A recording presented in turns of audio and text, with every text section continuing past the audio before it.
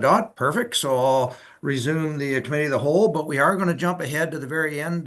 John Popple isn't feeling well, so we want to let him finish and go home. So Councillor Bell, if you would take on protective services, please.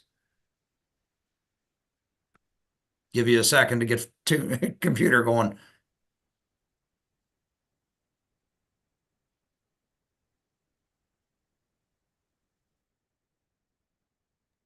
Sorry, I wasn't ready. I thought we were doing the other one. Thank you. So under protective services, we have one item today, and it's item 5.1, the updated outdoor special events bylaw. And our recommendation is that we receive report CD 1025, updated outdoor special events bylaw draft as information, and that we forward the outdoor special event bylaw to council for adoption. If somebody can please put that on the floor. Councillor Goff and Deputy Mayor Bell. And John, would you like to go ahead and speak to it then and bring us up to speed on the changes? Thank you, Councillor Bell. I apologize. I do not have much of a voice, so I will do my best. I did take the opportunity to review the Pelham bylaw and a number of other municipal bylaws that regulate outdoor special events. And as requested by council, incorporated an exemption process within the outdoor events bylaw for both weddings and for not-for-profit or charitable organizations. And ultimately, what that process allows those organizations to do is to file a request with the clerk prior to the event, requesting an exemption from a portion of the bylaw, the fees, or the bylaw in its entirety. So that's how we would address those concerns about smaller charitable organizations. And I've also defined what that is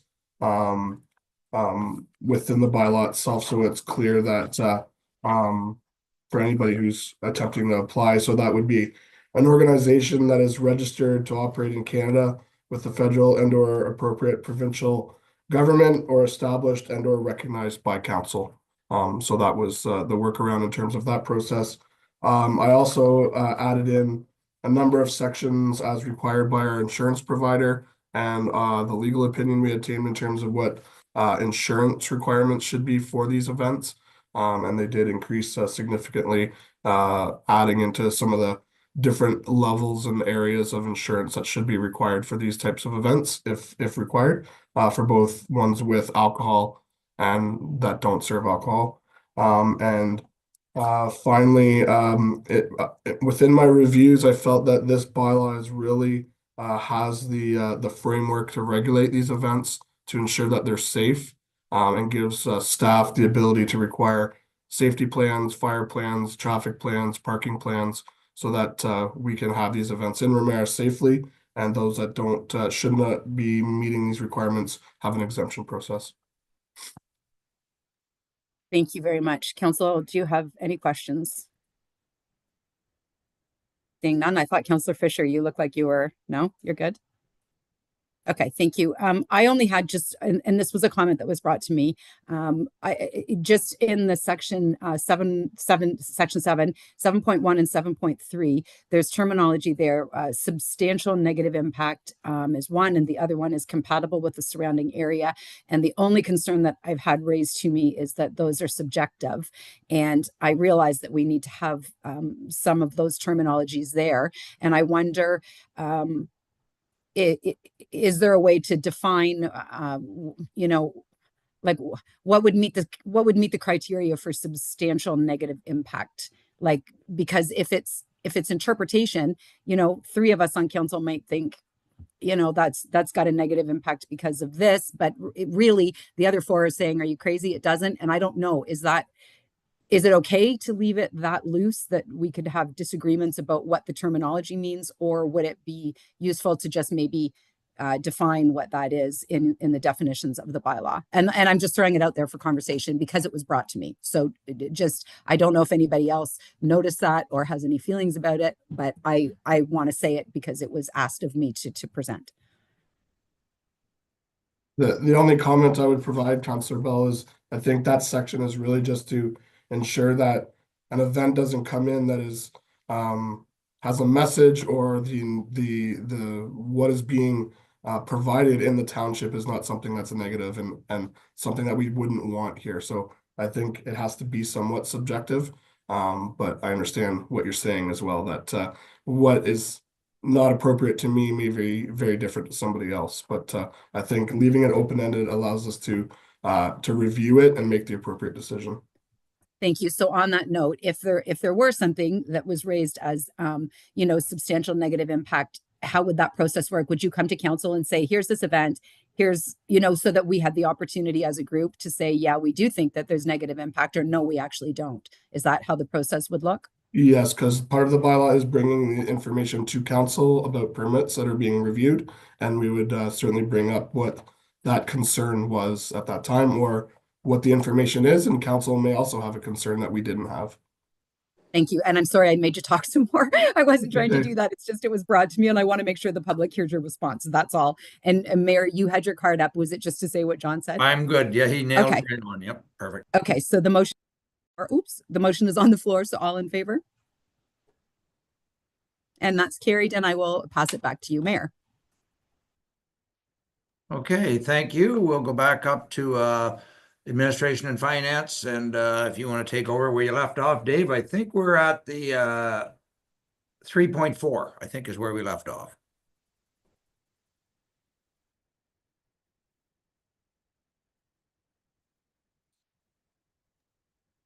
Okay, thank you. All right, 3.4 is the Climate Action Committee Terms of Reference, CD 1025. Recommendation that the terms of reference for the Climate Action Committee be adopted as presented, and that staff be directed to advertise for appointments to the committee, and that Councillor Blank be appointed to the Climate Action Committee. Can I have someone put that on the floor for me?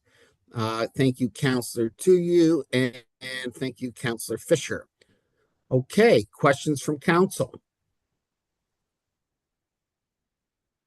Councillor Bell. Thank you. I just have one question. In July, when we updated the approval to move forward with the Climate Action Committee, we were going to reach out to Ramara First Nation to see if they were interested in joining the committee. And I'm just curious because I noticed the terms of reference doesn't specify that there'll be a member from Ramara. And I don't know who I'm addressing it to because I'm not sure who completed the terms of reference. So it may be to the clerk. I'm wondering, did we reach out to Ramara, and was their approach that they'd like to do something different, or I'm just not sure how it came to be that we don't have a member. So who are you asking this to again? I don't know who did the terms of reference, so I'm thinking the clerk, but I see Madison's got her hand up, so it might have been Yes. Okay. We didn't reach out to Ramara, but I did put it as an alternative, so we can add it to the recommendation that we reach out to them, and then we can bring it back to the next meeting with their response. Thank you. Yes, because that was part of our carried motion. So, and I think it would be great if we were able to work with Ramara. So I appreciate that. Mr. Mayor. I would move that Councillor Tuyu be our council liaison to that committee. So we would just add that to the original motion, if that would be okay with the mover and seconder. It's there. It's on the motion. He's implying that the mover and seconder of the motion, Councillor Snatch. Okay, sorry.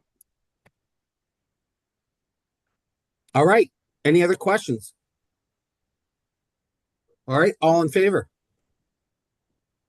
So can I just confirm that we're adding that to because we didn't read back the amended motion. So are we adding that we'll still go ahead and follow through with reaching out to Ramara? Like, because it's an amended motion. Through your worship, Councillor Bell, yes, that is, we will. Thank you. All right, we're on to item 3.5 is the 2025 pay equity and market salary review. Budget increase request that council approve additional funds in the amount of $10,000 to complete the 2025 pay equity and market salary review to ensure that the township's compensation structure remains competitive, equitable, and in compliance with applicable standards, and that the funds come from the savings due to the revised OPP costs. Can I have someone put that on the floor, please? Deputy Mayor, followed by Councillor Fisher.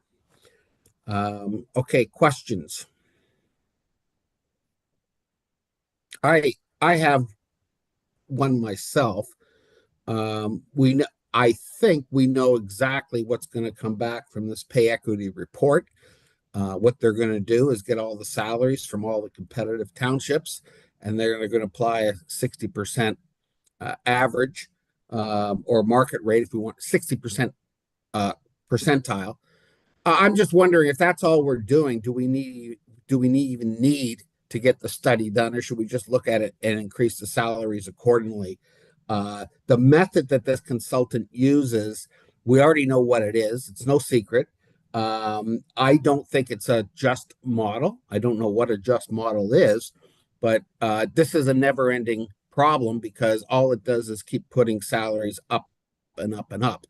So I don't know if we'd be better off just to skip this process and have Brittany put through what she thinks it is, and we're save $10,000 and put it towards because I think in talking to people, everybody knows what we have to do to be competitive. And that's, we don't need the consultants. I see no value in the consultant, but other people's opinion on this. Go ahead, Deputy Mayor.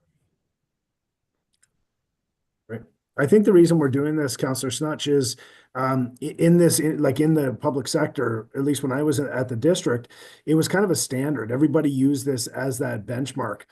And part of it is that because we're dealing with public funds, it actually takes that onus out of our hands. So there's no chance that it could be skewed or anything. It's keeping it based on a third party that's nonpartisan. So I don't know. I think that that's the reason we use it for the $10,000. I think it's worth that for our protection. Anybody else? Councillor Bell. Thank you. And I would also point out that when it was that was part of Brittany's presentation to us originally, was that from the perspective of internal, she didn't feel comfortable doing it because of that whole integrity piece. So I think I would want to support that. And that was fine, but the costs have now gone up. Anybody else with comments? Mr. Mayor. Just want to clarify, this is an additional 10 to bring the budget up to 30. It's, yeah, all right. Thank you. Oh, right. So yeah, we could cancel the whole thing. Yes, Brittany, go ahead. Yeah, through you, Councillor Snutch. So the original ask was the 10 or the 30,000 as indicated in the report, and then we dropped it during budget. So the cost hasn't actually gone up. It's always been 30,000.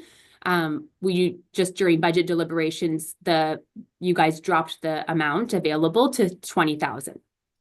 So I'm just back saying I tried. We can't do it for 20,000. We need the 30.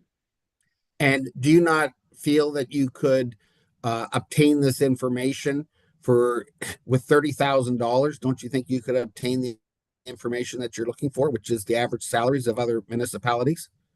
Yeah, through you, Councillor Snutch. I definitely I could, but I would echo what Deputy Mayor Bell and Councillor Sherry Bell said in regards to keeping this as unbiased and as transparent as possible. For me to arbitrarily choose numbers, I don't feel comfortable doing that. Yes, I could gather the data. There is also the pay equity piece that I am not capable of completing. So I think this is the best, most transparent and fair way to do this. Anybody else? Councillor Tuohy, anything? You have your hand up? No? All right, then if that's all the comments. Oh, sorry, go ahead. No, I was just going to say for a moment, I was thinking, is this not the kind of thing that you could look at through salary.com or Glassdoor to compare, what our contemporaries would make in similar municipalities? But yeah, I think the problem is just keeping that sort of arm's length to it. So I see what they're saying now. Okay, all in favor? Opposed? That passes. Okay, back to you, Mr. Mayor. Okay, Planning and Development, Councillor Fisher. Thank you, Mayor. Excuse me. I think there's 2 items on the agenda. I have to come in close for a hot minute because I've got them both on the same screen, so it's small. Item 4.1 is the temporary use zoning bylaw amendment extension, backyard chickens. The recommendation is that we receive report BP 0425 titled Temporary Use Zoning Bylaw Amendment Extension, Backyard Chickens be received. Excuse me, and that council support the proposed extension of the temporary zoning bylaw amendment to permit backyard chickens in the village residential VR, Hamlet H, and rural and countryside residential RCR zones for an additional 3-year period. And that the applicable zoning bylaw be brought forward to a future council meeting for council consideration. Can I have somebody put that on the floor? Councillor Goff and Councillor Bell. Jen, did you want to talk about the success of the, I guess, pilot, how this worked out, leading up to where we are now to have an extension? Yes, so council had passed a temporary zoning bylaw amendment to allow for backyard chickens in 2022. This report is recommending an extension of that exact same permission. We circulated to all the departments. Nobody had any concerns with the bylaw and how it's been going so far. There have been some conversations over the couple of years just with, different zoning permissions and those types of things that will all get reviewed through the comprehensive amendment when we do like our entire zoning bylaw update. So the idea is that this temporary permission would be extended, and then during our comprehensive review, we would look at the bylaw and see about integrating it in a permanent basis and any changes that would be required going forward. Excellent. I think, any way that our residents have an opportunity to grow and provide for their own families at home, especially with the uncertainty of the economy, is worth looking at. Is there any comments or questions from members of council? Councillor Snatch. Yeah, I think this was a disastrous experiment. It doesn't make any sense to me, and probably part of the reason it doesn't make sense is that we have many roads where one side of the street is considered shoreline residential and the other side of the street is considered rural, even though it's all single detached houses. So I have I'd like to basically go back to eliminate this totally. And I also find that bylaw has had a very difficult time enforcing these rules, whether it's the backyard or a side yard, if it's on the corner. Most of these, I know we've been through the thing about the roosters and we've discussed it over and over, but most of these chickens do have roosters, and these roosters are really annoying. One question I have is, does this apply to Lagoon City as well? Is that part of can they have backyard chickens in Lagoon City? No, the bylaw explicitly prohibits Lagoon City and Bay Shore, I believe, as well. And how would I go about getting it to eliminate Ward 1 as well? So if council wanted to change the bylaw, we would have to go through sections 34 and 39 of the Planning Act. So if the bylaw didn't want to be extended exactly as is, we would have to circulate and do public consultation. The zoning bylaw would have to restrict based on zone. It wouldn't be able to be restricted based on ward. And it would be reviewed, and then council could make a decision on the bylaw in that case. Thank you. Councillor Tuiu, and then the mayor. Yeah, in addition to what Councillor Snatch was saying, I have a problem with this bylaw as it stands right now, because the areas where it is allowed to have backyard chickens. So for example, in Ward 1 at the north end, all of the Washego waterfront areas are zoned hamlet, all the way up to the tracks on Rama, pretty much to the end of where Davy Drive, just across the river there, that's hamlet. And technically they are allowed to have backyard chickens despite being on the water.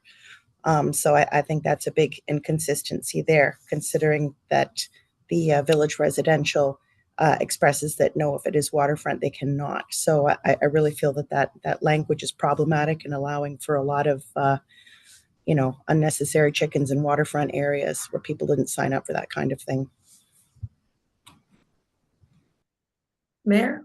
No, my comment was, I think both Bay Shore and Lagoon City are kind of under the shoreline residential, and that's why they're exempted. Because I think the village of Atherley, it is allowed, is it not? In the village residential? Sorry. So through the chair, the Lagoon City settlement area is not permitted to have chickens. Right. Bay Shore Village is not permitted. Lagoon City is village residential. It's not shoreline residential. Oh, it's village residential. Yeah, Okay. it's a primary settlement area. And then properties abutting lakes, rivers, or streams in village residential. So if it's a waterfront law in Atherley that are zoned village residential, so it doesn't say hamlet, it does say village residential, they are not allowed to have chickens either, the backyard chickens. Right. So hamlet is a zone where waterfront properties, according to this temporary amendment, do allow for chickens if they're on the water.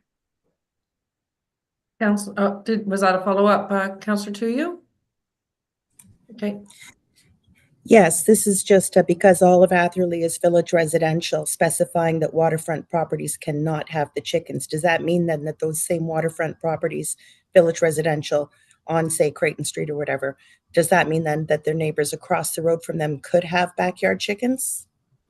Yes, as long as they meet the zone, as long as they meet the bylaw. So they need to have at least half an acre. There are setback requirements for the coops themselves. The laying hens need to be in an enclosure. So there are provisions that need to be followed through the bylaw on top of whether or not it's on water. thank you, Councillor Bell. Thank you. And so I understand that it's not permitted in Lagoon City anyway, but just because we're talking about bylaw enforcement, I did want to point out that I did have roosters here in Lagoon City, and my experience with the bylaw process was seamless. It was all resolved, no trouble whatsoever, very quickly, and with compliance, because once the resident understood that was part of, that they couldn't be here, it all happened in just a matter of days. So I had a great experience with seeing the process resolve. Councillor Goff. Again, I still can't believe we're talking about roosters and chickens. The city of Arroyo allows backyard chickens. A lot of major municipalities now allow backyard chickens. We're talking a total of what, 4 chickens I think they're allowed? 5. 5, right? So 5 chickens. I think this is all right. I don't have an issue with having people having laying hens and growing their own food. I think it should be just a no-brainer to pass it and let people make the decision. And I know, David, you have that rooster up your way that's annoying, but they should have roosters then. Maybe we do it so that they can't have roosters.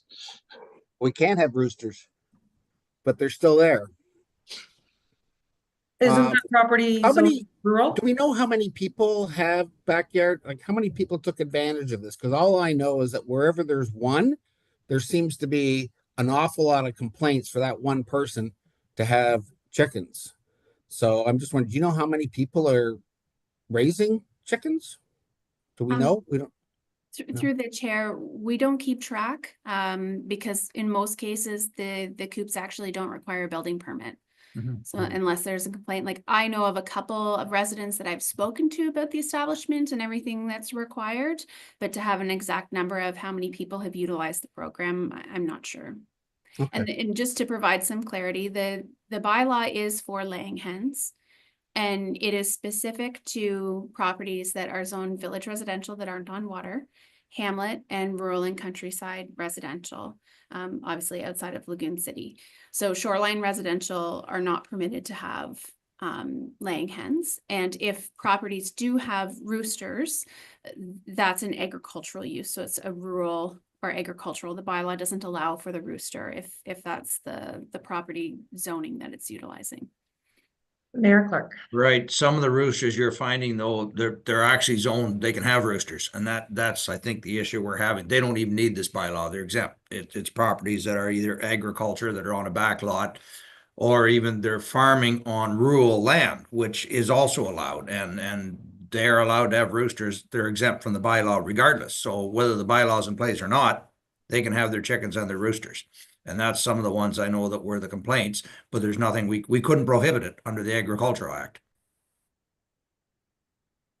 Councillor to you. Thank you. I think the issue with that is, there's rural parcels of, 100 acres plus, and then there's, an area that's been zoned rural for some reason, despite being under an acre in size. So I think that's sort of where you can't, it's like an apples oranges situation where it's maybe not as clear. And for more difficult for the residents to understand why that, you know, there's chickens and roosters wandering at large in what seems to be a very small neighborhood, residential neighborhood. I think part of the challenge is it's not by size when zoning's created, whether it's a quarter of an acre or 500 acres as far as rural goes. Like there's a lot more, I believe, and correct me if I'm wrong, Jennifer, there's a lot more to it than just the size of the property that defines the zoning. Yes, yeah, it depends on like official plan designation to start with, and then there's different zonings, and then those zonings have permitted uses. And so establishing an agricultural use in rural and agriculture zones is subject to minimum distance separation. So the properties that are rural or agriculture that have roosters, they will continue to have roosters whether or not this temporary bylaw is in effect. So the purpose of the report is to expand the existing bylaw. And then when we do the comprehensive, we do have, you know, files and notes and emails regarding this issue. And we will look at those as we go into the comprehensive. But to take the time now to review it and do the comprehensive review, it just makes sense to do it with the zoning amendment itself instead of duplicating efforts and publications and that type of thing. So the idea was that the existing permissions would continue until such time as they get put into the permanent zoning bylaw. And anybody who's using the temporary chicken bylaw right now, once they go in and have it permanent, what they're doing right now doesn't create a legal non-conforming status. So they would have to follow the letter of the law of the day. Is there any further questions or discussion? Okay, seeing none, the recommendation is that report BP 0425 titled Temporary Use Zoning Bylaw Amendment Extension Backyard Chickens be received, and that council support the proposed extension of the temporary zoning bylaw amendment to permit backyard chickens in the village residential VR, Hamlet H, and rural and countryside residential RCR for zones for an additional 3-year period, and that the applicable zoning bylaw be brought forward to a future council meeting for council consideration. All in favor? 1, 2, 3, and opposed, if any? 1, 2, 3. Okay, did I miscount? Okay, all in favor? It's carried. It's carried. Oh, it's carried. Okay. 4-3. Is the screen so small? You forgot to count yourself. Oh, that's why. I'm like looking at everyone else. Excellent. Oh my gosh. It's Monday. The second item on the agenda is item 4.2. It's a temporary use zoning bylaw extension 101 Lake Avenue. The recommendation is that report BP 0225 titled Temporary Use Zoning Bylaw Extension 101 Lake Avenue be received, and that council support the proposed extension of the temporary zoning bylaw amendment in effect at 101 Lake Avenue for an additional 3-year period, and that the applicable zoning bylaw be brought forward to a future council meeting for consideration. Can I have somebody put that on the floor, please? Councillor Goff and Mayor Clark. Jen, did you want to speak to this? Certainly. So 101 Lake Avenue had a temporary zoning bylaw amendment in 2023 to establish an accessory building. So if council recalls, this property is next to the park in Lagoon City where they store the harvester. And so they had requested an extension to this permission. There have been no concerns or property standards violations received. So staff are supporting the extension for 3 years. Last time we did 2 years as sort of a trial just to make sure there was going to be no concerns, and there are none. So we are supporting a 3-year extension. Is there any questions? Wow. All right. So the temporary use zoning bylaw extension 101 Lake Avenue. The recommendation that we receive report BP 0225 titled Temporary Use Zoning Bylaw Extension 101 Lake Avenue be received, and that council support the proposed extension of the temporary zoning bylaw amendment in effect at 101 Lake Avenue for an additional 3-year period, and that the applicable zoning bylaw be brought forward to a future council meeting for consideration. All in favor? 1, 2, 3, 4, 5, 6 carried. Back to you, Mayor. Does anybody want to pull item 4.1 for a separate vote, section B at the committee when we get to council? Because I noticed that was a split vote. Everybody's fine with it. All right. So with that, unfinished or new business, I don't think I have any, do I, Madam Clerk? No, your worship. So we look to adjourn at 1:44 PM. Moved by Counselor Goff, second by Counselor Bell. All in favor? That is carried. Thanks, everybody, and boy, well, we got through it.